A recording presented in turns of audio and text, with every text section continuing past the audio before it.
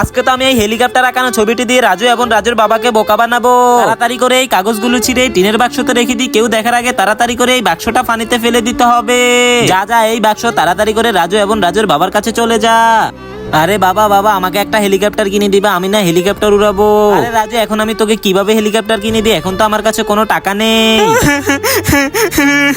আরে এই রাজু, তাড়াতাড়ি করে নদীতে থাকা কিসের একটা বাক্স জানি এইদিকে বেশি বেশি আসতেছে।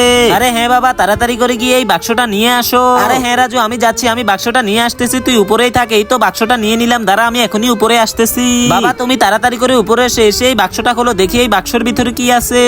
তো বন্ধুরা, বাক্সটির ভিতরে কি রয়েছে তা দেখার আগে তুমি যদি মুসলিম হয়ে থাকো তাহলে ভিডিওতে একটা লাইক দিয়ে চ্যানেলটিতে সাবস্ক্রাইব করে দাও। এরপরে কমেন্ট বক্সে এই সুন্দর লাভ ইমোজিটা দিয়ে যাবে, দেখবো কার আগে কে ইমোজিটা কমেন্ট করতে পারে।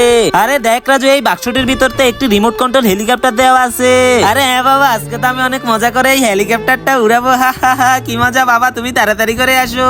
হ্যাঁ হ্যাঁ রাজু, তুই উড়া, আমি দেখতেছি, উড়া উড়া। আরে চল আমরা বাড়িতে চলে যাই, কেউ দেখার আগে তাড়াতাড়ি করে রাজু চল।